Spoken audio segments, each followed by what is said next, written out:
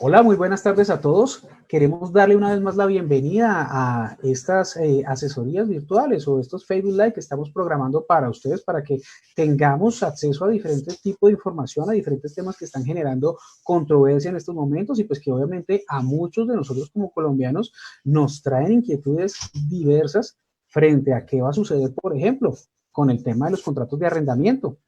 Uno, y dos, la hipoteca inversa. Han sido temas que están sonando estos días y que queremos realmente que ustedes puedan tener acceso a ellos y obviamente poder absorber todas sus preguntas al aire. El día de hoy nos acompaña una gran amiga de la casa, es la doctora Alejandra Molina García. Ella es especialista en Derecho Privado y adicionalmente docente universitaria. Doctora Alejandra, muy buenas tardes. Muy buenas tardes, doctor Javier Malavera, para usted y todos los asistentes a este importante evento académico. Un saludo a todos los asistentes. Gracias por la invitación y estaremos compartiendo en esta tarde los temas que usted acaba de mencionar, el contrato de arrendamiento y la hipoteca a la inversa.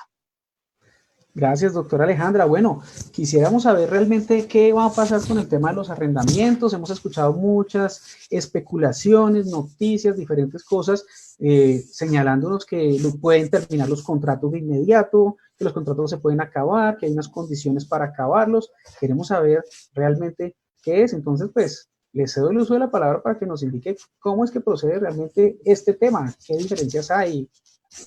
Gracias, doctor. Bueno, quiero manifestar lo siguiente y hacer como dos claridades frente a este tema.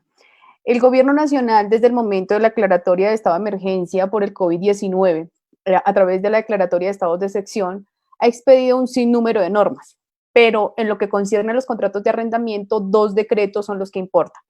El primero de ellos fue emitido el 15 de abril del año 2020. Este decreto, el 579 del 15 de abril, que también reguló un tema de propiedad horizontal, introdujo o señaló lo siguiente en lo que respecta a los contratos de arrendamiento. Y tenemos que entender que allí mencionó tanto contrato de arrendamiento de vivienda como contrato de arrendamiento de local comercial. ¿Y qué dijo al respecto? Señaló situaciones como que no podían realizarse terminaciones de contrato de arrendamiento durante el término que durara el estado de emergencia, la declaratoria de estado de emergencia. Tampoco que podía darse por terminado los contratos de arrendamiento, que en caso que durante la vigencia de la declaratoria de estado de emergencia debiera hacerse desalojos, entregas de los bienes, no podría tampoco hacerse. Luego entonces estableció un efecto temporal. Esto es desde el día 15 de abril y hasta el 30 de junio, es decir, a hoy que estamos en nuestra conferencia o en esta charla, 18 de junio, pues no podremos estar hablando de la posibilidad de hacer desalojos en lo que respecta a los contratos de arrendamiento cuando quiera que haya un incumplimiento, que generalmente el incumplimiento se da por mora en el pago, es decir, no se paga el canon de arrendamiento. Señaló además de ello que en los contratos de arrendamiento de vivienda y en los contratos de arrendamiento comercial, porque así lo señaló, no podrían hacerse reajustes o incrementos. Luego entonces quedaron suspendidos cualquier tipo de reajustes en los contratos de arrendamiento. ¿Por qué? Porque se hizo con fundamento el gobierno nacional indicando que más o menos los hogares colombianos, del total de sus ingresos, más o menos entre el 25 y el 30% eran destinados para el pago del canon de arrendamiento. Sin embargo, considero que ese es un porcentaje inclusive inferior porque la realidad colombiana nos muestra que casi que las personas trabajan para pagar dónde vivir y solo un mínimo para poder comer y pagar servicios públicos. Luego, entonces, esa tasación que señala allí a través de un informe dado por el DANE, entonces creo que es superior. Yo creo que tenemos que ser realistas y debe estar inclusive en superior a un 40-45% del total de los ingresos de un hogar. Cuando las personas tienen o viven bajo arriendo, ese es el porcentaje que invierten para pagar. Entonces, eso en lo que respecta al contrato de arrendamiento de vivienda. En lo que respecta al contrato de arrendamiento comercial, se dijo, no pueden existir incrementos. Es decir, si un empresario, una persona dueña de un establecimiento de comercio, preciso el 30 de abril, en mayo, en junio, se le terminaba o se le cumplía el año o los 6 meses, depende del término que haya pactado en el contrato de arrendamiento, pues no se podría hacer ningún incremento. ni el incremento pactado en el contrato, por ejemplo, que en temas comerciales puede ser superior al IPC, o inclusive, o en otros casos solamente el IPC, o en otros inclusive se señalan que pueden ser el 1 o el 2% únicamente. Entonces no se podría tampoco hacer. Que si el contrato terminaba, por ejemplo, doctor Malavera, el día 30 de abril, pues el 30 de abril, entonces, ¿qué dijo el gobierno mediante este decreto, el 579? Que se entendía prorrogado hasta el 30 de junio. Luego, entonces, no podría el arrendador dar por terminado el contrato, pese a que, por ejemplo, la fecha de terminación fuera el 15 de junio o fuera el 30 de mayo. Eso, doctor, en lo que respecta a lo que dijo este decreto. El día 4 de junio, el gobierno emite otro nuevo decreto, el 797, en el que señala ya específicamente lo que tiene que ver con los contratos de arrendamiento comercial. Y allí entonces señala algunos sectores, entre los que están las discotecas, los bares, los sitios donde hay aglomeraciones, donde hay reunión de personas, iglesias, lugares donde de esparcimiento, piscinas, balnearios, para el ocio, el deporte, etcétera. Entonces dice, oiga, señor empresario, si usted es arrendatario y se encuentra dentro de estas actividades, puede dar por terminado el contrato de arrendamiento de manera unilateral. Entonces, estos dos grandes, digamos, normatividades expedidas en vigencia de la declaratoria de estado de emergencia, pues tenemos que ser muy cuidadosos en el análisis. Pero es claro que el gobierno nacional ha mezclado contrato de arrendamiento de vivienda urbana, contrato de arrendamiento de local comercial y darles en ocasiones un tratamiento similar cuando la situación no está. ¿Por qué no está el doctor? Porque, por ejemplo, en vivienda urbana, ¿sí? El lugar donde nosotros estamos y pagamos un arriendo, pues tiene una protección constitucional, la vivienda digna. Y hoy, en el estado de emergencia, no se pueden, y lo han emitido tanto el gobierno nacional, las autoridades de Bogotá, por ejemplo, pero como sé que hay muchas personas que están a nivel nacional, los alcaldes, gobernadores, etcétera, no pueden existir órdenes de desalojo, es decir, de sacar a las personas del lugar que estaba arrendado por incumplimiento, generalmente en el pago de la renta o por cualquier otro incumplimiento de las prestaciones que deriva el contrato de arrendamiento. ¿Por qué? Por las mismas medidas de protección donde se ha ordenado el aislamiento preventivo y obligatorio en protección de la salud de las personas. Entonces, hacer un desalojo en este momento, ya lo ha dicho el gobierno, lo dicen los decretos, no puede hacerse. Pero una pregunta ahí, doctora, ¿qué sucede, por ejemplo, con estos desalojos que hemos visto pues, en noticias, hemos visto en diferentes medios, que la alcaldía hizo un desalojo, vimos hace poco el caso del patrullero también que se negó a hacer un desalojo? Entonces, si está este decreto impidiendo los desalojos, ¿qué pasa con esos desalojos? ¿Son legales, son ilegales? ¿Qué está sucediendo ahí? Porque obviamente también hay mucha gente preocupada que la pueden estar sacando de su casa. Claro, bueno, aquí hay que hacer claridad lo siguiente. Es que nosotros entendemos el término desalojo en general cuando hay que expelir, sacar a una persona de un lugar. Pero en ocasiones tenemos que verificar cuál es la razón o el fundamento de ese desalojo. Puede antecederlo un proceso diferente a un arrendamiento, puede antecederlo una invasión, puede antecederlo la ocupación ilegal o abusiva de un predio, etcétera. Entonces aquí el origen de la ocupación del bien no es un contrato de arrendamiento. Entonces hay veces, y con todo respeto yo lo digo, los medios de comunicación no dan la información completa, simplemente dicen, están desalojando a una persona y la sacaron a la calle, etcétera, y entonces todos consideramos, pero mire, pero no atiende ese antecedente. Exacto, no atiende ese antecedente. Pensemos, y perdone que tome aquí el ejemplo, que alguien en su finca o en su casa, o ahorita como están las situaciones, alguien tenga un parqueadero y simplemente tenga el vigilante, tenga la persona que custodia, o una casa y eventualmente está desocupada y llegan X persona o muchas personas y lo ocupan, ¿sí? Eso es diferente a un arrendamiento y luego entonces las autoridades competentes, en este caso las alcaldías locales, o las alcaldías municipales en compañía de la policía, por la competencia que le da el Código Nacional de Policía, pues son los competentes a restablecer el statu quo. Para los que están y que no son abogados, ¿qué significa? Restablecer las cosas a como estaban antes y también protegerle el derecho a ese propietario. Lo que pasa es que en medio de toda esta situación difícil, en Río Revuelto, pues muchos sacan provecho, ¿sí? De un lado, el gobierno nacional... Entonces puede decirse que efectivamente sí se pueden hacer desalojos, pero no derivados del contrato de arrendamiento. ¿Es eso lo que nos quiere decir, cierto, doctora Alejandra? Sí, no en todos los casos, pero también hay una cosa, hay que dejar una claridad. Uno podría pensar que en un tema que estuviera pendiente una diligencia de entrega, una diligencia de entrega porque alguien se había apropiado o había tenido la posesión de un bien y preciso habían señalado fecha de entrega en este interregno en que estamos de la pandemia, ¿cierto?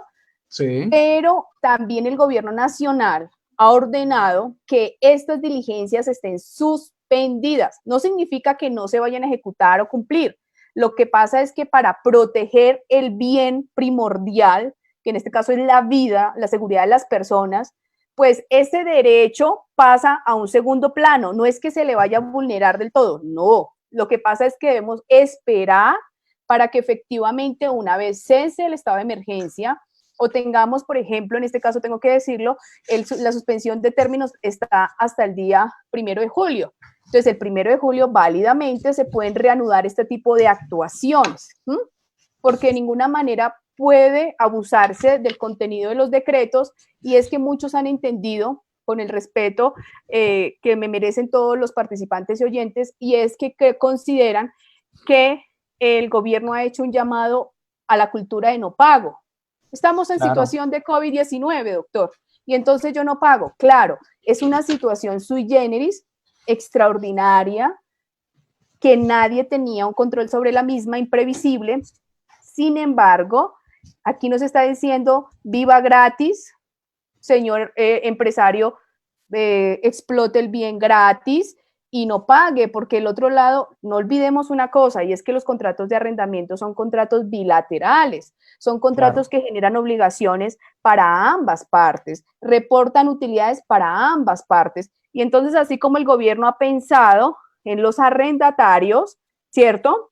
Pues también hay momentos en que los arrendadores, por ejemplo, obtienen únicamente sus ingresos de tener arrendado un local, de tener arrendado un apartamento o varios apartamentos porque no tiene una pensión, no tiene otro ingreso y ese es su sustento. Entonces, tenemos que verificar la aplicación para ambas partes de manera equitativa. Por supuesto. Pero bueno, hay una pregunta aquí que nos hace Diana Arcila. Dice, ¿y si al desalojar a una persona o una familia entera por motivos diferentes al contrato, no se está atentando contra el derecho a la vida, la seguridad de la familia, la protección e incluso de los mismos menores? Claro. Mira que hay una cosa y es el tema de que por encima de estos derechos, porque son derechos económicos, priman los derechos fundamentales y está el derecho a la vida. Está el derecho, efectivamente, a la protección. Uno, al derecho a la vida, a la seguridad, a la salud, a una protección suprema, que es el derecho de los menores, una protección especialísima que tiene el Estado colombiano. Perfecto. Entonces, en este momento, claro, y piénsese lo siguiente, que con ocasión de ese desalojo, una persona resulte contagiada y contagia a toda su familia y eventualmente luego es una cadena de sucesos en que termine que no la atendieron bien y para terminar, Dios no quiera, con una lesión o la muerte. ¿Quién es el responsable? ¿Sí? Aquí ya entramos a otro tipo de responsabilidad en contra del Estado porque quien ejecuta esa orden, ¿quién la ejecutó? ¿Un juez? ¿Un alcalde? ¿La policía? Y ya ellos tienen claras las directivas que ha dado el gobierno nacional. Bueno, es importante tener en cuenta estos aspectos, pero también nos están preguntando, bueno, ¿y qué pasa con los establecimientos de comercio? ¿Qué sucede con los establecimientos de comercio? Porque realmente se ha indicado, como nos lo dice usted, doctora, uno, pues que no le pueden cobrar sanciones, ¿cierto? No les pueden subir el canon de arrendamiento. Y si se acababa el contrato en vigencia de la crisis o de la emergencia sanitaria, pues entonces va hasta 30 de junio, ¿cierto? Eso como primer medida. Pero entonces, ¿qué pasa con los establecimientos de comercio que han tenido que cerrar sus puertas, no han podido vender, no han podido desarrollar diferentes actividades y pues obvio no están generando lucro suficiente para pagar esos cánones de arrendamiento? Entonces, ¿qué incidencia tiene ahí o tienen ahí los decretos que ha señalado el gobierno hasta este momento y cómo pueden las personas o bien beneficiarse o bien perjudicarse, que es otra de las grandes inquietudes que tienen nuestros oyentes en este momento? Claro, aquí tenemos que hacer una diferenciación y es que efectivamente tenemos que ver ese empresario en qué sector se encuentra. ¿Mm?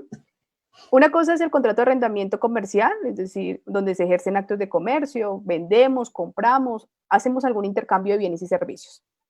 Sí. Pero tenemos que verificar qué tipo o a qué gremiación pertenece. ¿Por qué? Porque el gobierno nacional en el último decreto, el 797 del 4 de junio, ha señalado que estas personas, estos arrendatarios, ¿sí? Que se encuentren, ojo porque tienen unos requisitos, tampoco puede ser cualquier persona, o que se encuentre en cualquier circunstancia. Señala que este decreto le autoriza a los arrendatarios que pueden dar por terminado el contrato de manera unilateral y que no tienen que pagar ningún tipo de cláusula penal, permítame aclaro, o sea, no se puede pagar multas, sanciones, indemnizaciones por la terminación. Sin embargo, el gobierno lo que ha señalado es, dice, mire, de todas maneras usted lo puede dar por terminado, pero debe pagar un tercio, o sea, una tercera parte de la cláusula penal que usted hayan pactado. O sea, está tasando ya de entrada esa cláusula penal. Sí, ya la tasaron. Está poniéndole un límite. Claro, le está poniendo un límite. Entonces, por ejemplo, la generalidad y costumbre es que se pacta una cláusula penal que oscila entre 2 y 3 cánones de arrendamiento. Entonces, le está diciendo, si son 3 cánones de arrendamiento, pague una tercera parte, lo que equivale a que tendrá que pagar un canon de arrendamiento. Y dice el decreto, si no hay cláusula penal en el contrato, usted le pagará a título de pena al arrendador el equivalente a un canon. Entonces, si paga 1 millón de canon de arrendamiento, le tiene que pagar al arrendatario 1 millón de pesos, terminar el contrato de arrendamiento de manera unilateral, pero no puede ser cualquier arrendatario o cualquier empresario.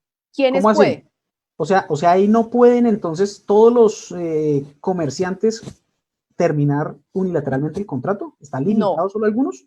Están limitados. El gobierno nacional ha señalado este beneficio o esta prerrogativa de manera temporal y extraordinaria de terminación unilateral de los contratos de arrendamiento de un local comercial para aquellos que se encuentren en las siguientes actividades: bares, discotecas, billares, casinos, bingos, terminales de juego de video, gimnasios, piscina, balnearios, canchas deportivas, parques de atracciones mecánicas, parques infantiles, cines, teatros, servicios religiosos que impliquen aglomeraciones, es decir, que las personas tengan que irse y reunir allí varias, alojamiento y servicios de comida, eventos de carácter público, privado que impliquen aglomeraciones.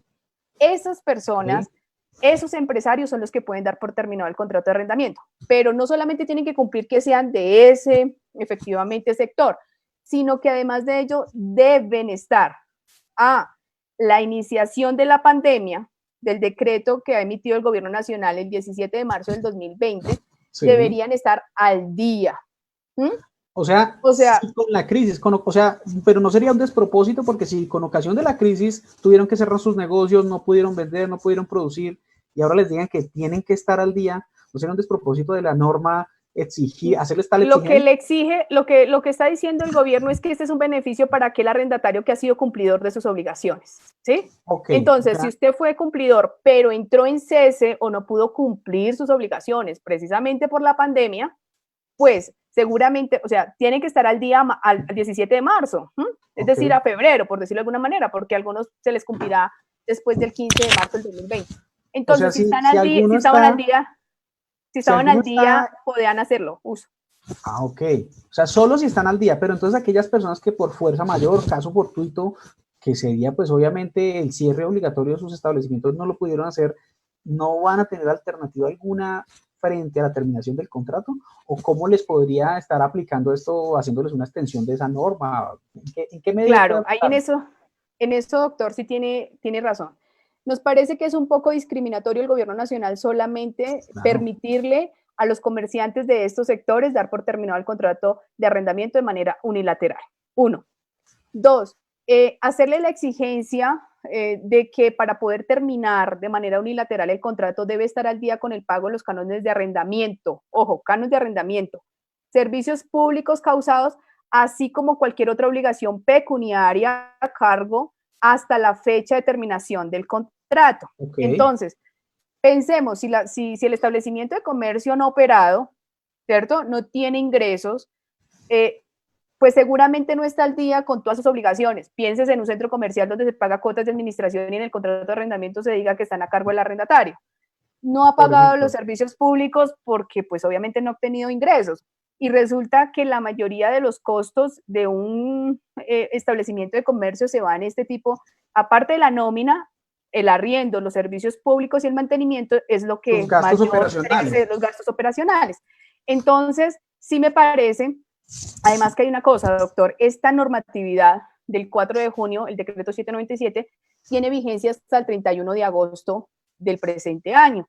Okay. Entonces, hoy perfectamente muchos dueños de locales comerciales, efectivamente, o simplemente arrendadores, pues no tienen otro, o sea, le llega al arrendatario con la carta y diciendo le doy por terminado el contrato de arrendamiento porque el gobierno nacional me lo autorizó, y entonces los derechos del arrendador también, ¿dónde están? Van a quedar? Y ¿dónde van a quedar? Y dónde están además los derechos de los arrendatarios que se dedican a otras actividades diferentes a estas que he enunciado anteriormente. Piénsese, entonces los que venden la ropa, los de la confección, los que tienen una miscelánea, etcétera. A ellos ya se les dio permiso, por ejemplo, porque ellos ya tienen ciertas actividades, han sido autorizadas en decretos anteriores, pero seguramente no han obtenido el punto de equilibrio para poder restablecerlo y eventualmente también están en una crisis. Entonces aquí es un decreto que tenemos que mirar quién es el arrendatario, cuál es su actividad, porque cada caso en particular. Me parece que el gobierno nacional, si bien es cierto, tratando de paliar un poco la situación, pues está dando un tratamiento diferenciador de los sectores a los que se dedican los distintos empresarios. Claro, y eso me parece a mí también absolutamente discriminatorio. Si bien existen unas excepciones para aquellos que pudieran trabajar, lo que dice usted, doctora, es totalmente cierto. El punto de equilibrio no se alcanza para ese cumplimiento. Es importante tenerlo muy en cuenta acá. Hay una pregunta que nos hace también Daniela García en nuestro Facebook Live. Ella nos dice, bueno, buenas tardes. Tengo una inquietud. ¿Desde qué momento puede darse por terminado el contrato de arrendamiento de un inmueble cuando los arrendatarios han incumplido?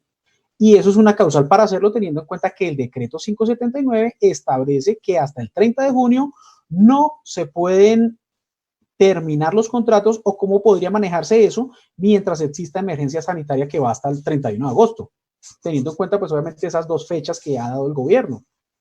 Sí. Son dos diferenciaciones. Primero, me gustaría preguntarle a la participante, Daniela, ¿quién es ese arrendatario? ¿Un arrendatario de vivienda urbana o un arrendatario local comercial? Y ese arrendatario de local comercial, ¿a qué se dedica? Para yo poder tener, porque nótese cómo aquí hay que ver, y nosotros los abogados en esto tendremos que sentarnos a ver caso por caso, porque esto no es a rajatabla, que a todos los vamos a cortar, como se dice, con la misma tijera. Disculpe que sea pues tan expresiva, porque sí, cada situación es sui generis. Es que para todos los comerciantes en este momento, doctor, perdóneme, no es un momento de crisis. Hay algunos sectores que son a un momento de auge. Podríamos catalogarlos en diferentes clases de comerciantes en este momento atendiendo y cómo sería esa clasificación, o cómo podríamos diferenciarlos, porque no es lo mismo las relaciones jurídicas que pueda tener, obviamente, como hablábamos anteriormente, doctora, no es lo mismo vivienda que comercio, ¿cierto? Y dentro de comercio también existen las personas que está exceptuando el decreto. Entonces, ¿cómo sería esa diferenciación o esa clasificación? Doctor, la clasificación se da atendiendo el sector y la actividad a la cual se dedica el comerciante. Entonces, depende de la industria a la que se dedique. Verbigracia, hoy, por ejemplo, el sector de la medicina, el sector que tiene que ver con el suministro, importación de elementos para el cuidado de la salud, pues ellos no están viviendo crisis, ellos están viviendo su momento de auge, claro, como se diría su agosto, ¿sí? Entonces, a ellos no se podría aplicarle porque ellos no están en una circunstancia extraordinaria, difícil, no, ellos al contrario, sus ingresos han aumentado. Entonces, no es el mismo tratamiento que le podemos dar a alguien que tiene un establecimiento de comercio abierto al público, el restaurante donde las personas no pueden llegar y sentarse, a hacerlo como lo hacían antes por el tema del contagio, por la prevención. Entonces, ojo, porque aquí sí tengo que hacer, cada comerciante va a depender de su actividad y no todo mundo está en imposibilidad de cumplir. ¿Cómo así? Doctor, y en esto quiero hacer claridad, no es lo mismo una cadena de restaurantes o una marca, si se quiere, o que estemos explotando una franquicia, a el comerciante que tiene su establecimiento en el barrio, que lo tiene en un local comercial que se le hace muy difícil explotarlo, que no puede cumplir con todos los protocolos para la apertura, etcétera, etcétera. Entonces, aquí tenemos que mirar la normatividad y a qué se dedica la actividad. Es decir, cuál es su función, su objeto social. De ahí entonces podemos decir, efectivamente usted sí está en una imposibilidad del cumplimiento de la obligación de pagar el canon, en otros se les habrá aumentado los números, en otros han sido muy juiciosos si tienen, digamos, suficiente dinero, digamos, en la caja para poderlo solventar. Sin embargo, tengo que ser sincera y el gobierno nacional o el Ministerio de Cultura, el Ministerio de Comercio, por ejemplo, ha señalado que los comerciantes no aguantarían más del 30 de junio en esta situación porque su caja no da para pagar salarios y a la vez cumplir con estas obligaciones. Por ejemplo, la pregunta de moda en estos momentos, entonces, para nosotros, en el caso de los abogados litigantes, quienes tienen su oficina en arrendamiento, o bueno, han tomado una oficina en arrendamiento, no los cobijaría tampoco este decreto según lo que nos está informando, doctora. No, doctor, porque el gobierno nacional dice, puede terminar, la terminación unilateral de los contratos es para aquellos que se dediquen a esta actividad y los ha enunciado. Entonces ahora la gran pregunta, dice, los ha enunciado. Entonces también un abogado dirá, porque mira lo que dice, ámbito de aplicación, dice el artículo 2 del decreto 797, pido disculpas, leerlo. Sí. El presente decreto legislativo será aplicable a los contratos de arrendamiento de locales comerciales cuyos arrendatarios a partir del 1 de junio de 2020, por las instrucciones de orden público, se encuentran en la imposibilidad de ejercer las siguientes actividades económicas y las enuncian. Bares, discotecas, billares, gimnasios, cines, alojamientos, servicios de comida, eventos de carácter público, conciertos, todo esto, ¿no? Entonces sí. El abogado, pero es que, digamos, el resto de comerciantes. Claro, es que equiparemos en este momento al litigante también con un comerciante. Es una actividad. Exacto, es una actividad, claro, pero entonces yo no me iría por lo que dice el decreto, sino lo que dice la ley. Estamos frente a un caso de fuerza mayor y un caso fortuito, porque no hay juzgados, los edificios no están abiertos al público. ¿Cómo yo trabajo? Ah, usted puede hacer teletrabajo, sí, pero ¿y si no hay juzgados, no hay cómo trabajar? Pues me limita mis ingresos. Entonces, pues tendría efectivamente un derecho de protección. Podemos decir que entonces, y podríamos decir entonces acá que el gobierno está, por ejemplo, diciendo que para unos casos existe fuerza mayor y caso fortuito y para otros no. Sería una interpretación muy ligera a ese respecto. Doctor, miren, tanto la aplicación de la fuerza mayor y el caso fortuito como la imprevisión contractual que señaló el gobierno nacional, inclusive lo señala acá en este decreto. Imagínense que ellos dicen que conformidad con el 868, y el 868 es la aplicación del Código de Comercio, la imprevisión contractual, y no en todos los presupuestos, no en todos los contratos cabe la imprevisión contractual. Depende. Y la aplicación de la fuerza mayor también depende. Y entonces uno dice, pero si eso es mucho hecho generador, estamos en un tema de pandemia. Claro. ¿Cómo así que depende? Depende usted a qué se dedica y si es tan irresistible que usted no puede hacer nada, absolutamente nada más. Porque hoy por hoy, inclusive hay muchos sectores que nunca cerraron y siempre se les ha permitido operar. Que tengan una disminución en sus ingresos, claro, pero ellos no han cerrado como sí les ha tocado a otros comerciantes. Comprendo, doctora.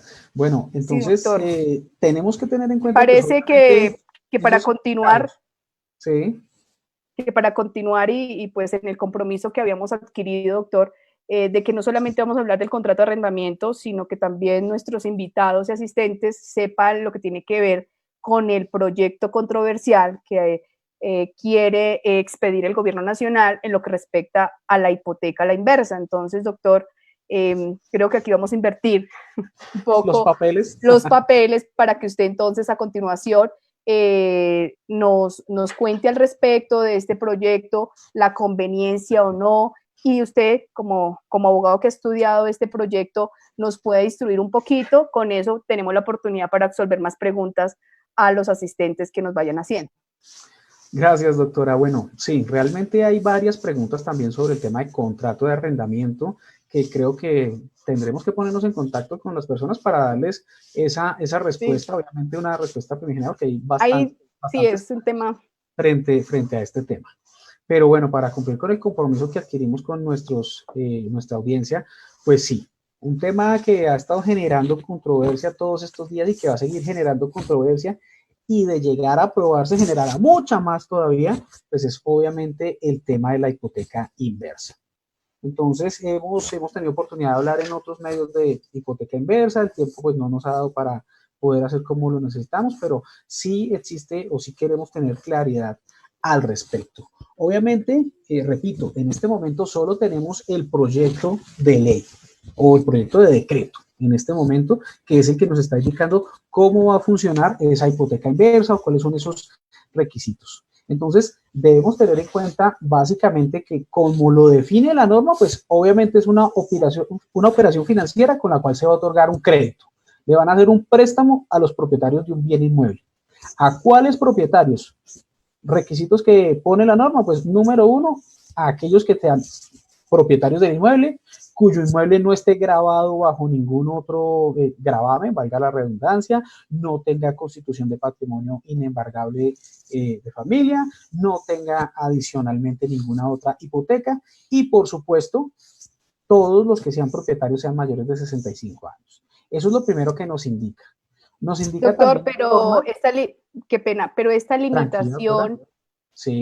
Del gobierno nacional en una edad, ¿cuál es la justificación para que solamente puedan hacer uso de este producto financiero, como usted lo ha denominado, a personas que tengan precisamente 65 años? Bueno, de acuerdo con lo que nos indica el Ministerio de Vivienda en su parte considerativa, son múltiples las causas que están desarrollando. Uno, es que existe por lo menos uno muy importante, que es el fenómeno de la pobreza oculta, ¿cierto? Aquellas personas que son de pronto de estrato 3, 4, superiores, que tienen la propiedad de una casa, pero no tienen en este momento cómo sostenerla. No la tienen generando rentas, no tienen cómo sufragar los gastos necesarios para la misma, etcétera. Entonces, una de las razones es esa pobreza oculta que existe, que le impide a las personas poder desarrollar, poder vender, sostener ese inmueble. Entonces, está dando como una de las razones esa primera. La segunda, que si bien es cierto, un gran índice de población en Colombia tiene pensión, no es tanto como debía ser el esperado. Entonces, las personas mayores de 65 son más las personas que tienen propiedad que las que tienen pensión. Entonces, atendiendo a esos aspectos, dice el gobierno, queremos ofrecerles una alternativa de renta que les permita sobrellevar su edad adulta, ¿cierto? Eso es lo que nos dice el gobierno. Doctor, qué pena, y de acuerdo a su experiencia en el ámbito del derecho laboral que tiene que ver con este tema pensional, un ofrecimiento que el gobierno o una alternativa del gobierno, una alternativa económica no atenta realmente contra los derechos, pues, o la expectativa con relación a la propiedad que tienen las personas, en máxima en esta edad, no quiero ser discriminatoria, pero donde el Estado debería tener mayor protección y mayor cuidado y no llevarlo casi a una expropiación a través de la utilización de un mecanismo o de un producto financiero? Bueno, esa es una de las inquietudes que todos tenemos, porque básicamente tenemos que ver hasta qué punto el producto es viable para que sea un negocio. ¿Por qué? Porque si la persona se va a atar, como lo puede estar señalando el decreto, únicamente a la adquisición de un producto financiero a través de un préstamo, a través de la garantía obviamente hipotecaria de ese préstamo, pues podríamos estar diciendo que empeñó su casa. Y ese empeño de su casa pues va a estar atado a que eventualmente se pueda perder la misma. Pero ¿qué sucede aquí? Es un producto que, pues, obviamente para Colombia es nuevo. Eso llegó la semana pasada el ministro a indicárnoslo. Ya hace 2 años en el proyecto de ley de vivienda también se había intentado incorporar, pero era un proyecto para adquisición de vivienda. Entonces, en aquella oportunidad se excluyó precisamente por eso, porque se consideraba que ese producto, en lugar de garantizar la adquisición de vivienda, lo que hacía era que la gente pudiera perder la misma. Esos fueron los argumentos, pues, a grandes rasgos, para en aquella oportunidad excluirlo del proyecto de ley de 2018, de ley de vivienda.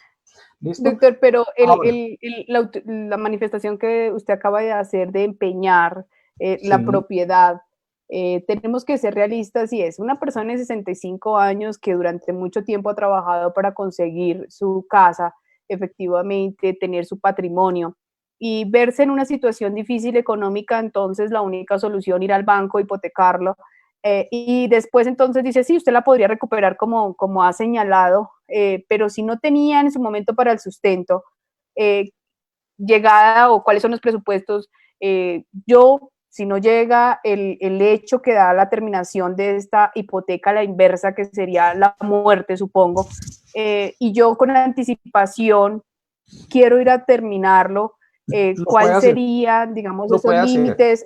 Bueno, hay que ver varias cosas. Hay que ver varias cosas aquí, doctora Alejandra. Primero, uno, sí, vuelvo y repito, es un producto financiero. En este momento es un producto financiero que busca asegurar un crédito, ¿cierto? Y la forma de asegurar el crédito, pues necesita una garantía. Como lo sabemos, generalmente la hipoteca es un contrato accesorio que depende de uno principal, que es un mutuo, ¿cierto? El préstamo de un dinero. Como está planteada la figura, porque obviamente hasta ahora tenemos el proyecto, no sabemos si vaya a salir exactamente como fue presentado, no sabemos cuándo vaya a salir, no sabemos si esta noche nos sorprendan en el programa del presidente que, bueno, ya había empezado, no sabemos si nos vayan a sorprender diciendo que si va o no va o cuáles van a ser las reglas del juego. Factores importantes, obviamente, le van a prestar una plata a la gente. Ese es el tema. Le van a prestar una plata a aquellas personas mayores de 65 años para, entre comillas, dijimos, tener una vida digna hasta que terminen. Dependiendo del ejemplo, por ejemplo, ¿no? Ese ejemplo que nos ponía el ministro de Vivienda señalando que si la persona tenía 75 años y su esposo tenía 70, entonces pues iban a vivir ellos de su casa, les iban a dar una renta y pues en promedio sobre un inmueble de 200 millones iban a recibir 800.000 pesos mensuales, pues obviamente si lo vemos desde ese punto de vista ni siquiera se acompasa con un salario mínimo. Sería lo básico para por lo menos tener un salario mínimo. Pero hay que ver que se trata aquí de una renta. ¿Cierto?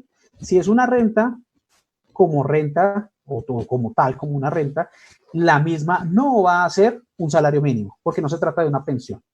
Se trata de un beneficio adicional, dice el gobierno. Vamos a ver hasta qué punto será en el futuro beneficio o no, porque tenemos que esperar la expedición de la norma, la expedición de las condiciones técnicas de la misma. Y uno de los aspectos aquí quiero llamar la atención es precisamente que dice la norma que se va a expedir, perdón que lo lea, pero dice en el inciso tercero del artículo 9, dice, mediante circular, el Autorregulador Nacional de Evaluadores, ANA, establecerá los parámetros que deberán seguir los profesionales que realizan los avalúos de que trata el presente artículo. Entonces, debemos saber cuáles serán esos avalúos para saber sobre qué base le van a dar el dinero a la gente, ¿cierto? En las diferentes modalidades. Como lo dijimos, pues, modalidad de renta vitalicia, modalidad de renta temporal o modalidad de renta única, ¿cierto? Esos pagos, como se van a hacer, pues naturalmente dice, le vamos a entregar a usted el préstamo de un dinero por una única vez, vamos a hacerle un pago sobre el valor del avalúo de su inmueble. Para efectos de tasar todos estos productos, debemos tener en cuenta que cuando algún producto se ofrece ya para efectos de la proyección de fallecimiento de la persona, que es lo que está proponiendo el decreto, dice le van a dar una renta vitalicia, en uno de los casos, hasta cuando fallezca la persona, o le van a dar una renta que puede ser temporal por un determinado número de años, o una renta única en este momento, ¿cierto? Perdón, doctor, pero en Con este, la por ejemplo, que garantía de su acaba, inmueble, ¿sí? disculpa, en este que acabas de mencionar, doctor Malavera, de que sea única, ¿m? No es lo mismo de lo que actualmente se aplica por parte de los bancos, es el otorgamiento de un crédito mutuo, ¿cierto? Sí. Y usted me garantiza con su hipoteca, ¿m? Y el dinero se entrega de inmediato. Pero inclusive Sí. acá, Es que no hay sé, una creo que se diferencia. desnaturaliza un poco porque es Bueno, que el dinero, el mutuo, se lo entrega a la constructora, finalmente no es a claro. la persona. Exacto, aquí se lo entregan a la persona. ¿Sí? Aquí o sea, la modalidad es diferente. Digamos que lo que se está haciendo es otra modalidad de mutuo, ¿cierto? Para entenderlo pues de esta manera. Le van a prestar el dinero a la persona. Hay que ver a quién le sirve Y a y a esta quién no, persona, porque cada red es cualquier diferente. persona, pensemos, que cumple las condiciones, sesenta y tiene que cinco ser años, propietario 65 años y que el inmueble no tenga ningún gravamen. Eso es lo que que no plantea tenga el decreto. Ok, pero ¿tiene alguna connotación o el gobierno, o bueno, dentro del proyecto de ley, alguna connotación de esta persona, su grupo familiar? Exacto. ¿Se tiene en cuenta? O sea, porque si es casado, Bueno, no casado, si tiene hijos, vamos a etcétera. ver exactamente. O sea, ahí era donde quería llegar con el punto anterior. Cuando se atiende a las condiciones o sea, cuando vamos al fallecimiento de la persona, ya el producto no es financiero, es un producto actuarial. Pero lamentablemente el decreto dice en todas partes que es un producto financiero. Es un producto financiero. El decreto, o por lo menos el proyecto de decreto, está señalado para reglamentar las condiciones de operación de, uno, hipoteca inversa y dos, renta vitalicia. Entonces, lo que se ha dicho en medios en estos días también en diferentes cosas ha sido casi que mezclando las condiciones de renta vitalicia con las condiciones de hipoteca inversa. Entonces son dos cosas distintas que pues tendremos que analizar, yo creo que en su momento, hoy las que alcancemos a verificar dado el tiempo con el que contamos, pero naturalmente, uno, si es esa hipoteca inversa, sí, va a analizar las condiciones de entrega. ¿Cuáles son los factores importantes acá? Número uno, la edad de las personas. No es lo mismo una persona de 65 que otro que tenga 75 o que tenga 85, ¿cierto? Entonces va a ser un factor Doctor, pero preponderante en la también, expectativa perdóneme, de y no vida. es lo mismo, una persona que va en esas condiciones que usted lo plantea, no es lo mismo una Sí, persona que ha tomado o cediera o quisiera hacerlo, este tipo de nuevo producto financiero de la hipoteca a la inversa, en que sí, ¿qué ocurre si efectivamente es una proyección a 15, a 20 años, o a 5 o a 10 y resulta que al año o a los 2 años fallece? En ese presupuesto, ¿qué ocurriría? hay que ver una cosa importante. ¿Qué sucede? Se supone que la obligación se hace exigible al momento del fallecimiento del causante, ¿cierto? El propietario que ha optado por este producto, porque tenemos que decir que el producto es voluntario, naturalmente el que quiera tomarlo lo toma, el que no, no lo va a tomar, pero de todas maneras, según como lo plantea el decreto, obvio, uno, el producto tiene que ser voluntario. Dos, la exigibilidad del mismo se va a hacer 6 meses después del fallecimiento del causante, ¿cierto? De ese causante que era propietario. Si eran varios propietarios, entonces 6 meses después del fallecimiento del último de los beneficiarios, ¿cierto? O del último de los constituyentes de la hipoteca inversa.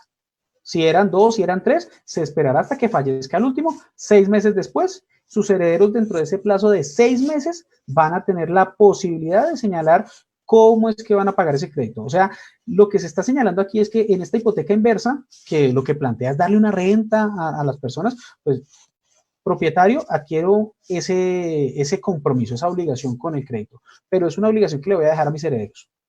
O sea, herederos, adquirí una hipoteca para vivir mis últimos años de vida, la cual van a pagar ustedes.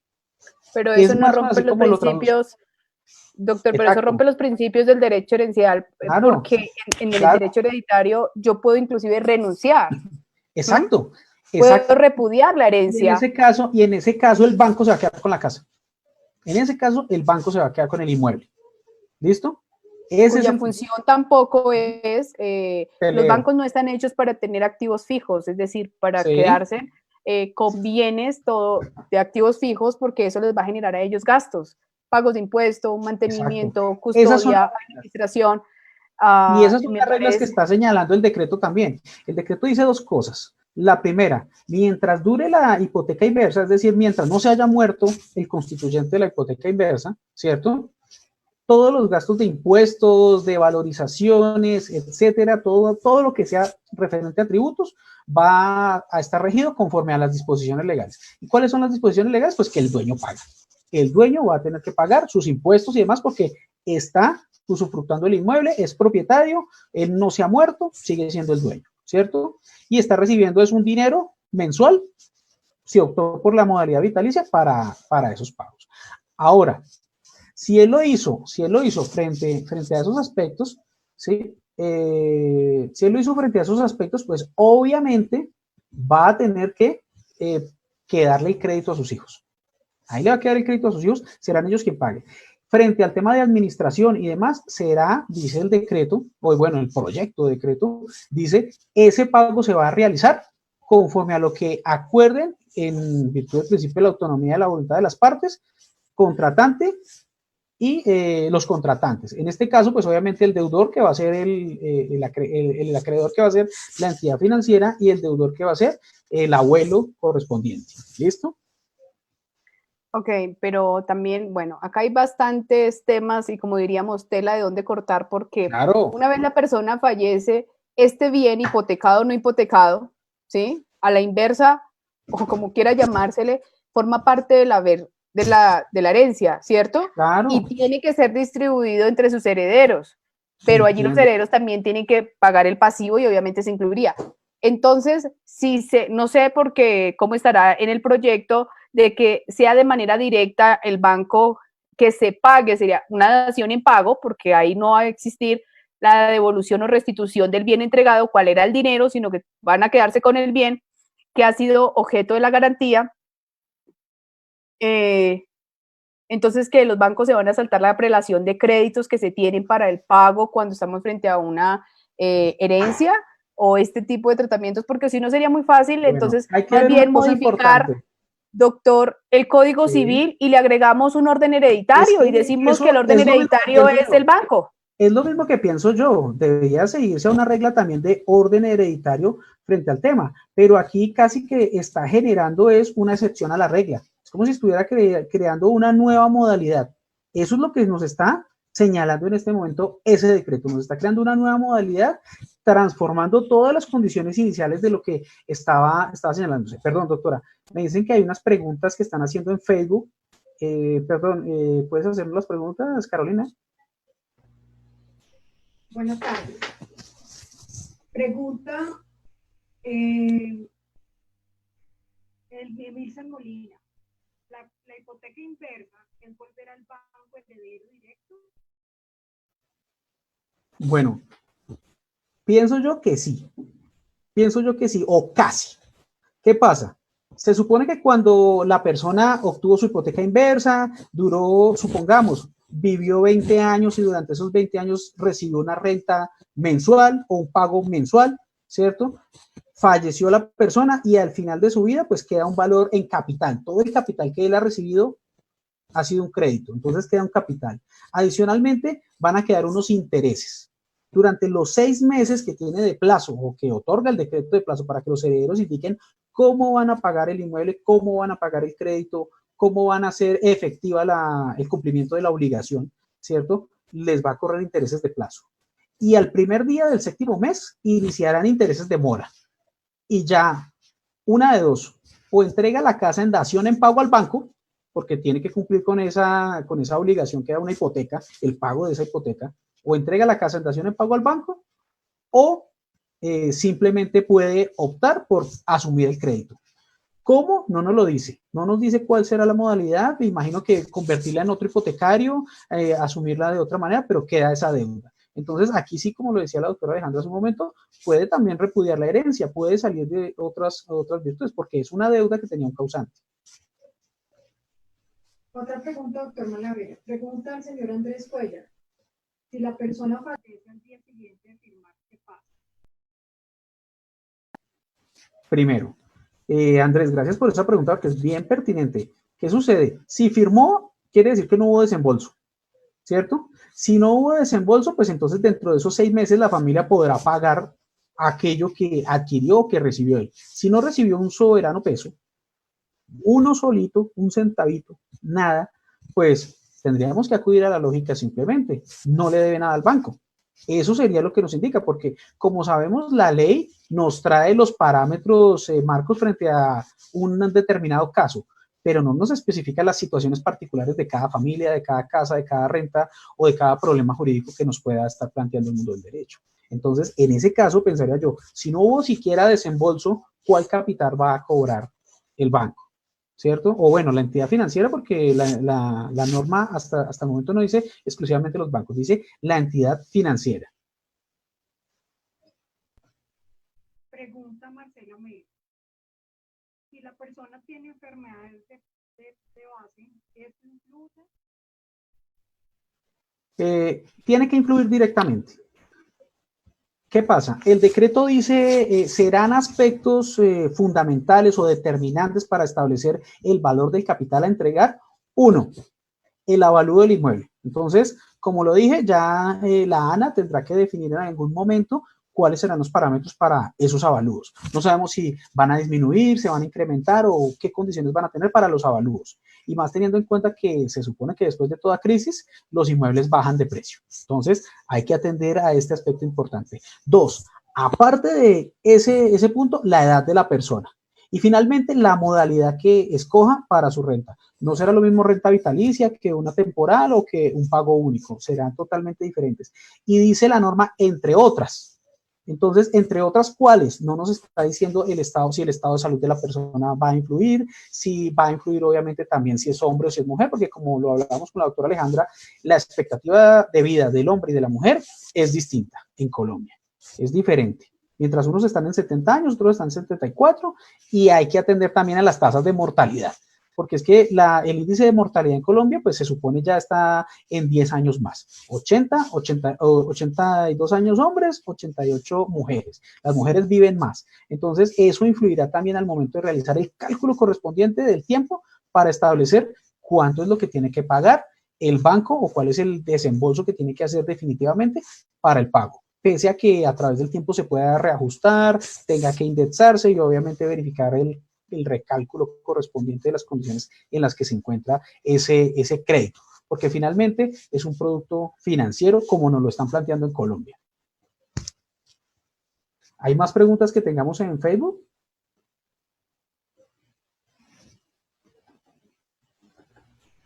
Sí, doctor Malavera. Hay otra pregunta que quieren aquí en el panel, Ana Quesada.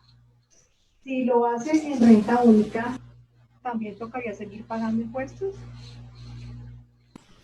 Sí, porque es que, ¿qué sucede?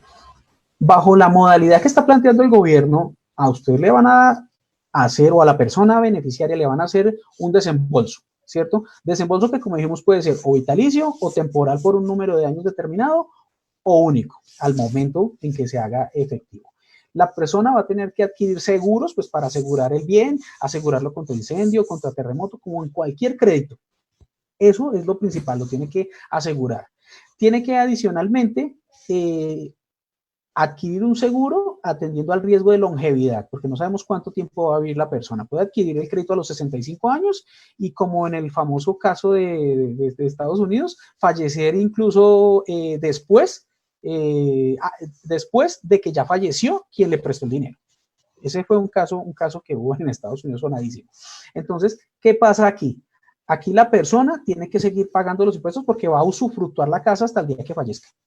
Entonces, bajo esa modalidad es lo que, perdóname Alejandra, bajo esa modalidad es lo que nos indica, va a seguir usufructuando la casa hasta cuando fallezca y en esa medida va a pagar impuestos. Ya los temas de administración y demás son cosas que tienen que pactarse en el contrato, según lo que dice el decreto, ¿no? Vamos a ver cuáles serán las condiciones técnicas específicas con las que nos va a salir el gobierno en estos días.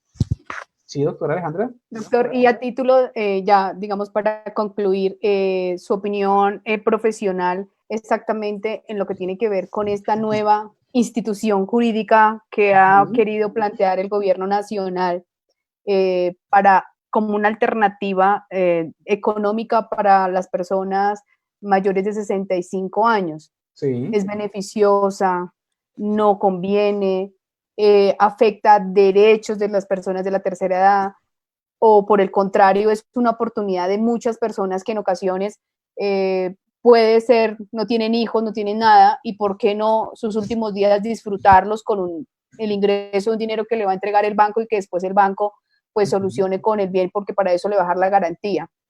¿Cuál sería tu opinión profesional al respecto. Usted me está dando la respuesta porque creo que estamos conectados en ese tema. O sea, el tema genera en este momento mucho resquemor. Todos tenemos duda de qué será, cómo será. Le están haciendo un gol a nuestros padres y abuelos, ¿cierto? Le están haciendo un gol a la familia, están dejando a los herederos sin una herencia. ¿Qué es lo que está sucediendo? Entonces, obviamente, hay que analizar cada renta vitalicia en particular, porque no es lo mismo las condiciones del hombre soltero, la mujer soltera, y pues obvio, un hombre ya soltero o viudo, sin hijos, de 70 años, ¿cierto? Que pues sabemos su expectativa de vida se supone sería el 74 y su posible fecha de muerte, según lo que nos indica la superfinanciera, pues sería 10 años después. Entonces no es lo mismo estas personas. Y obviamente si se va a hacer el cálculo de cuánto se le va a pagar en una renta vitalicia, pues para esta persona podría ser mejor optar por una renta temporal. La renta temporal le podría estar dando un mayor capital, ¿cierto? Que una renta vitalicia en la que le vamos a diferir el pago a 20, 30 años. No sabemos cuáles sean las condiciones que vayan a especificar para la renta única, por ejemplo. Entonces, cada modalidad va a ajustarse a cada persona diferente. Y no es lo mismo un inmueble, una persona que va a realizar esa hipoteca inversa respecto de su inmueble, único inmueble, o 5 personas que son propietarias del inmueble. No es lo mismo que el mayor tiene 65 años, en tanto que el menor tiene 45. Porque si eso es así, esa diferencia de 20 años va uno a impedir que se hagan beneficiarios, o por lo menos el mayor de 65 años va a tener que esperar hasta sus 85 años para poder acceder a la hipoteca inversa. Entonces, él no se va a beneficiar como tal mucho que digamos, va a variar. Y obviamente no es lo mismo pagarle a una persona que pagarle a 5. Si se le va a pagar a 5, pues ya va a incidir en la modalidad, va a incidir en el capital que se le vaya a desembolsar a través de esta modalidad. Entonces, considero yo que habría que verificarlo en cada caso. La norma dice el inmueble, no dice la destinación ni el estrato, no discrimina absolutamente nada. Por allá en un artículo nombra que va a haber, de acuerdo con el avalúo de la vivienda, pero en los siguientes artículos sigue diciendo el inmueble. Entonces, no sabemos si la persona, por ejemplo, una persona que tenga muchos inmuebles que no le estén rentando, tiene su casa de domicilio, residencia como tal, donde él está matriculado, ¿cierto? Él vive ahí. En esa casa, pues obviamente él va a tener no va a tener ningún problema. Y puede ser incluso una casa que le está rentando a él en arrendamientos. Otra cosa que es importante, doctora. Esta modalidad no es incompatible con el arrendamiento. Como la persona sigue usufructuando su casa hasta el momento de su fallecimiento, puede arrendarla, puede hacer lo que quiera con la casa y recibir, si está pensionado, su pensión, si tiene arriendos, su arriendo, o si tiene, e incluso pues también el dinero que reciba por la hipoteca inversa.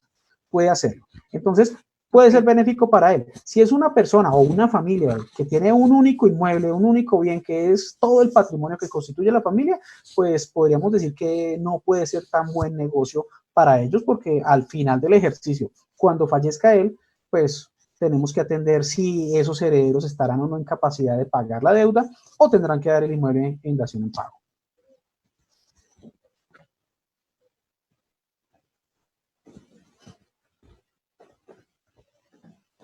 Me dicen aquí que hay otra pregunta en Facebook.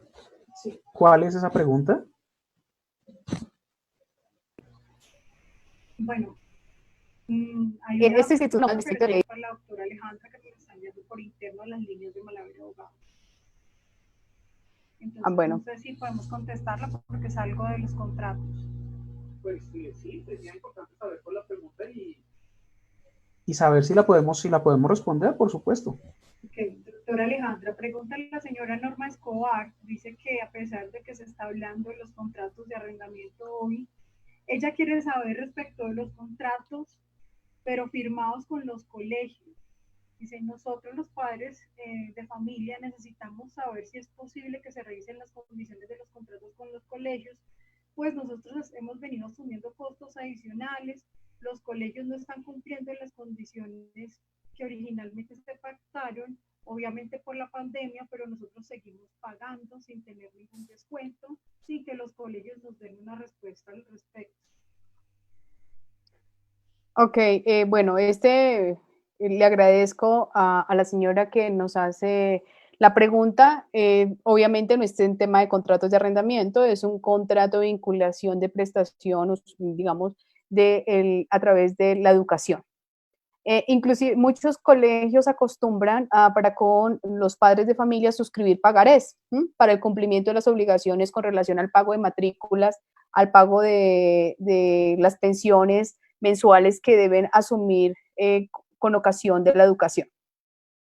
Aquí sí tenemos que señalar lo siguiente, que es un tema totalmente ajeno, tendríamos que irnos al tema del contrato. Y es el contrato como tal, la obligación como colegio, ¿cuál es? Suministrar, ¿sí? O más que suministrar, entregar al estudiante, al hijo, la educación a través de la utilización de plataformas, ¿cierto? Porque no lo puedan hacer de manera presencial. Yo sí considero, es mi opinión personal, que allí procede la revisión del contrato. ¿Por qué? Porque si bien es cierto, de un lado, los colegios en muchas ocasiones tienen que incurrir cuando los niños están de manera presencial, pues en gastos tales como temas de seguridad, temas de aseo, mantenimiento, etcétera, que hoy por hoy, pues seguramente los han suspendido porque no están las personas. Tendrán los de seguridad, pero no el día a día como si los estudiantes estudiaran en el colegio. Considero que se le podría dar aplicación, pero notemos lo siguiente, y es que este tipo de contratos tiene regulación ante el Ministerio de Educación.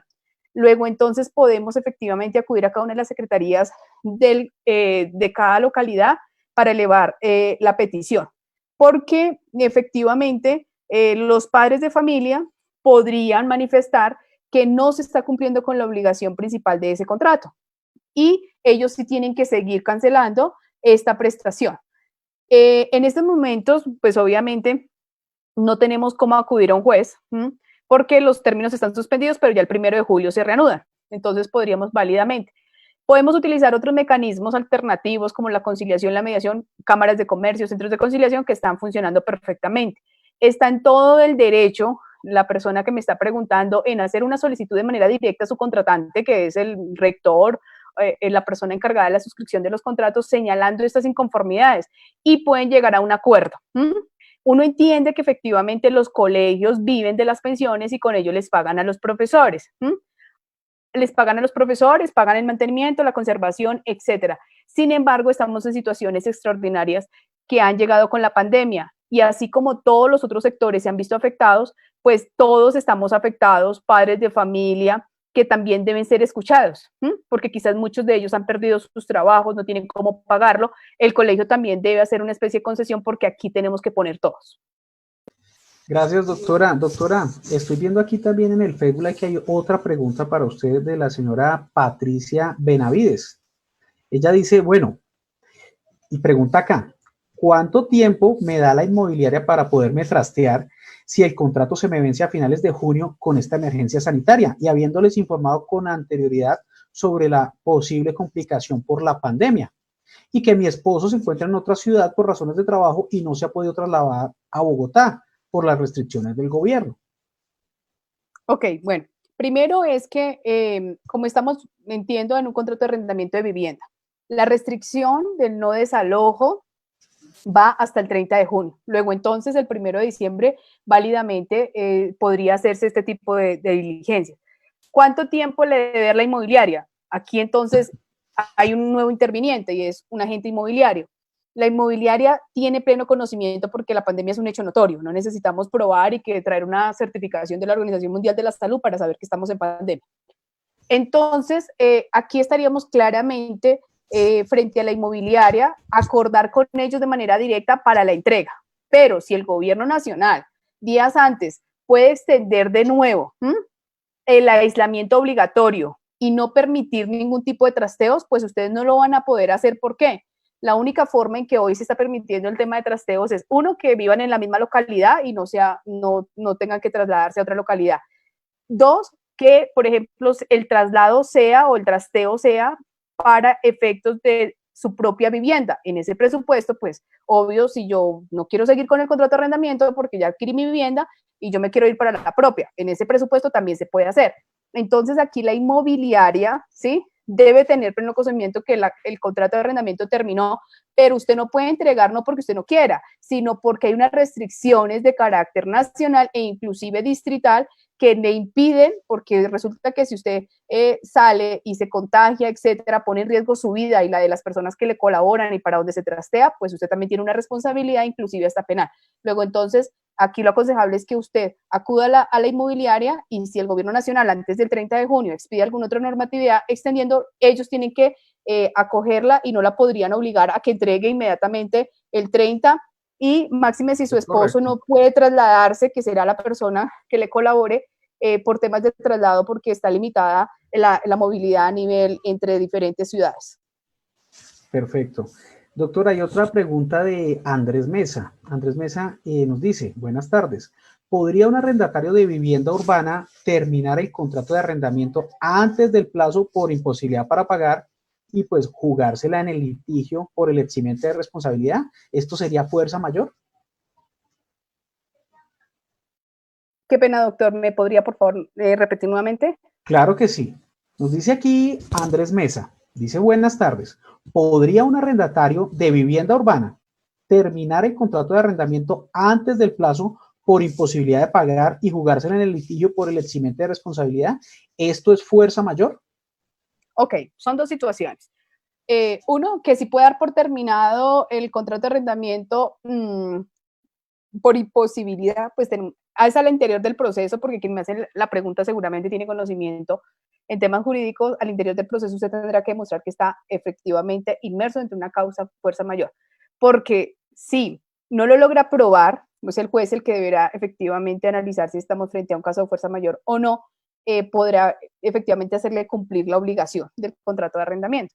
Entonces, lo que se aconseja acá, con fundamento en el primer decreto, que fue el 579, es que las partes, en el artículo 3º señala que las partes pueden de manera directa regular las relaciones entre las partes. Pero es que aquí, doctor, y con esto quiero hacer un cierre, y es lo siguiente, que también no podemos perder, que hay muchos arrendadores, que están bajo una posición dominante. Y entonces, no les recibo, no le permito terminar el contrato, me tiene que pagar cláusula penal. Entonces aquí hay un abuso, que hoy tenemos una grave dificultad, y es que no tenemos jueces, o mejor, los juzgados no están operando de manera normal. Pero yo inclusive, si estuviera en una situación de imposibilidad absoluta, podría acudir al mecanismo de la acción de tutela, porque esa sí está funcionando y podría impetrarlo a través de los medios electrónicos para buscar una protección constitucional, porque es imposible. Entonces, cuando me están hablando de imposible, es que no es que sea difícil, es que es imposible. Yo no puedo cumplir y argumentar para efectos de que se proteja el derecho inclusive a la vivienda digna que pueda tener esa persona, porque estamos hablando de un contrato de arrendamiento de vivienda, ¿sí? Sí, claro, la modalidad cambiaría frente a vivienda y frente a comercio. Son cosas totalmente diferentes, pese a que partan de la misma base de un arrendamiento. Me indican que hay también otra pregunta por acá en el Facebook Live, doctora. Sí, alguien me decía que cómo se rigen los contratos que son firmados por extranjeros, ¿sí? Sí. Bueno, ok. El extranjero se le aplica la misma normatividad que el colombiano. El extranjero, o sea, aquí no hay distinción. La Constitución Nacional, tanto los derechos y las obligaciones que le imponen como ciudadanos, pues a ellos también. No porque sean extranjeros, entonces, o pena del incumplimiento de las obligaciones, entonces porque soy extranjero. ¿Cómo entonces se rigen los contratos? El contrato de arrendamiento o cualquier otro contrato se puede hacer con los extranjeros, y ellos responderán y se demandan como un extranjero con ciudadanía de extranjería, con domicilio en tal lugar, y pues obviamente obligado al cumplimiento de las obligaciones. Aquí no hay distinción, es decir, si ya de pronto es más amplio, si es una empresa, si es, depende, porque una empresa tiene que tener domicilio en Colombia. Entonces, si es un extranjero, pues usted tiene que verificar, el extranjero pues debe tener un domicilio en el territorio nacional, porque si no, no significa que no pueda ejecutarlo después, esté donde esté, pero tiene que saber dónde está. Pero va a ser más difícil, va a ser mucho más difícil ejecutarlo en otro país que acá. Sí es eso importante. Bueno, doctora, y aquí hay diferentes preguntas que nos hacen también en el Facebook Live. Nos indica Andrés Cuellar, ¿qué pasa si la persona firma el contrato de hipoteca inversa y alcanza a cobrar 1 o 2 meses, 2 o 3 meses y fallece. Bueno, esta es la pregunta similar que nos hacían hace un momento si fallece al otro día. Realmente, si fallece al otro día, pues no habría lugar a pago. Obviamente, como nos lo dice por acá el doctor Germán León también, un saludo para usted, doctor Germán, allá en su casa, hay que esperar la reglamentación y lo que nos vaya a dictar la norma. Y respondiéndole a Andrés, naturalmente, si pasaron 2 o 3 meses, pues ese fue el capital que la persona recibió en desembolso, no recibió más. Por eso es que la hipoteca sería inversa. No le están dando un crédito de inmediato con todo un valor, no. Le dieron un capital, ese capital está proyectado y se pagaría en ese momento. Entonces, el decreto lo que prevé es que, a diferencia de la hipoteca ordinaria en el cual pues el seguro de vida pagaría el crédito, ¿cierto? Aquí simplemente el crédito no sigue. El crédito no sigue. Ya si la familia quiere obtener de pronto, los herederos quieren obtener beneficio de ese dinero, pues tendrían que constituir un hipotecario ordinario, normal y corriente, pues obviamente accesorio a un mutuo. Tendrían que acceder a ese mutuo, adquirir ese préstamo y con base en ese mutuo, pues seguir con un hipotecario normal. Entonces, siempre es importante tener eso presente. Si ya estaba el contrato, o sea que falleció al otro día, pues obviamente no hay lugar a pago alguno. No hay crédito, no hay desembolso. Si la persona firmó el contrato y alcanzó a percibir 2, 3 meses, 6 meses o un año, pues de ese tiempo que haya percibido es el valor que va a haber de capital junto con los intereses, obviamente, que se hayan pactado en el contrato entre las partes. Eso es importante tenerlo en cuenta. Doctora Alejandra, por aquí también nos pregunta Tatiana Páez, nos dice, ¿puedo terminar el contrato por incumplir los cánones de arrendamiento en esa situación? ¿Y cómo procedería? Pues me imagino que ya es arrendadora, que está incompleta la pregunta. Entonces, ¿puedo terminar el contrato por incumplimiento del pago de los cánones de arrendamiento? Hablemos aquí entonces de el arrendador. Okay, ¿El arrendador del puede terminar el arrendador, contrato? sí, él puede dar, claro, porque, o sea, una de las obligaciones principales del arrendatario es pagar la renta, pagar el canon de arrendamiento. Si hay un incumplimiento en el canon del arrendamiento, pues precisamente puede darlo por terminado. Es de manera clara que la obligación principal lo establece el artículo 22 de la ley 820, estoy hablando de vivienda urbana, que Sí. efectivamente puede darse por terminado el contrato de arrendamiento. ¿Qué ocurre? Y para darle respuesta a la persona que me está preguntando. Lo que pasa es que hoy, efectivamente, usted lo puede dar por terminado, ¿cierto? Por el incumplimiento en la obligación principal del pago del canon de arrendamiento, y eso entre un proceso tendría unas consecuencias, cuál es que al arrendatario no se le va a escuchar porque precisamente ha incumplido con esa obligación. Sin embargo, por lo que usted no puede hacer en el transcurso de estos días es hacer el desalojo. Claro. Y entonces aquí tenemos la gran dificultad con los derechos de los arrendadores, y es que las personas siguen habitando, siguen usando, gozando los bienes, gastando servicios, y entonces tenemos aquí una desprotección frente a ellos. Aquí no, y de verdad que el gobierno nacional, y creo que ninguna norma estaría bien haciendo un llamado al no pago, porque eso no sería lo correcto, porque estaría vulnerando los derechos de los arrendadores. Entonces yo que le digo, sí puede dar por terminado el contrato de arrendamiento, pero ojo, también en todos los casos tenemos que ver quién fue el que le incumplió. Verbigracia. O pensemos, una madre cabeza de familia que fue despedida de su trabajo. Ok. Hay una imposibilidad, es decir, para ella se hace imposible el cumplimiento de esa obligación porque ha sumado una circunstancia. Cuando es por el simple capricho, ¿sí? Por la arbitrariedad del arrendatario que pudiendo pagar no lo paga. Entonces, por eso yo les decía, y con todo respeto, cada situación hay que revisarla en concreto. Esta no es una normatividad de los dos decretos, ni el Código Civil ni el Código de Comercio para aplicarlo a rajatabla. No es para que todas las situaciones, y entonces siempre le dicen a uno, pero doctora, es como una persona tenía el mismo caso y le resolvieron diferente. Y yo le digo, sí. Depende, esto no es así, porque depende de lo que usted haya aprobado, depende cómo lo haya pedido, efectivamente le van a dar o no el derecho. Por eso mi llamado es, esta es una situación en que con mucho gusto ahorita a las personas que hayan hecho las preguntas más tarde procedo a contestarles para que no queden con los interrogantes, porque por los espacios en estos medios pues no podemos extendernos demasiado, pero tampoco queremos que ustedes se queden con los interrogantes y merecen una respuesta. Entonces mi compromiso es que aquellos que hayan realizado preguntas, con mucho gusto yo las voy a contestar, porque exacto, merecen a cada uno dependiendo de la situación, depende el tipo de contrato de arrendamiento, es vivienda, es comercial, tener su respuesta. Correcto. Claro que sí. Sí, ese es el compromiso que tenemos con ustedes, porque pues son bastantes las preguntas que están, pero pues estamos ya a pocos minutos de terminar. Entonces, pues sí queremos extender un saludo a todas esas personas que nos escribieron el día de hoy, quienes se encuentran en este momento conectados con nosotros. Y pues finalmente me preguntan también aquí, la hipoteca inversa, nos señala Alejandro González, la hipoteca inversa no sería expropiar a los herederos de la propiedad de la casa. Bueno, valga la redundancia, primero, tengamos en cuenta una cosa muy importante, los herederos no son propietarios, el propietario es el dueño del inmueble.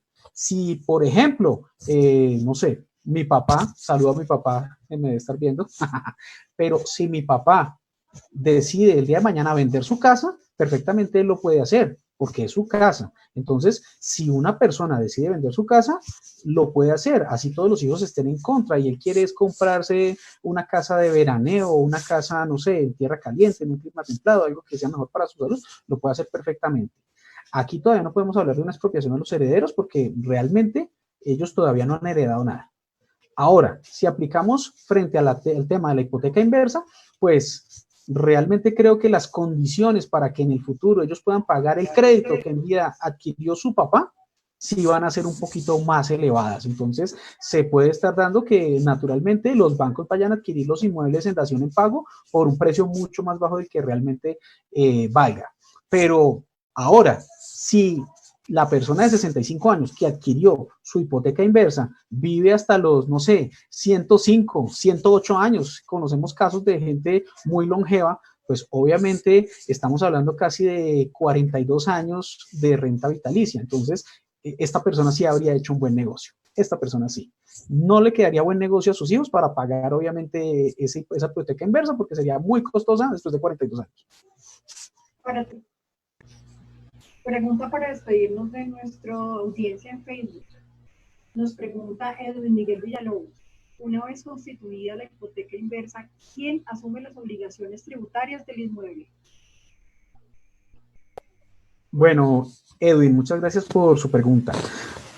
Ya lo indicamos hace unos momentos, pues cuando se adquiere, dice el decreto, o bueno, el proyecto de decreto. Recordémoslo, tenemos que esperar hasta que salga la normatividad real que va a regir el tema, cuáles van a ser las verdaderas reglas del juego y pues obviamente dónde se van a eliminar los famosos micos que existen en muchas normas y dónde se va a colar.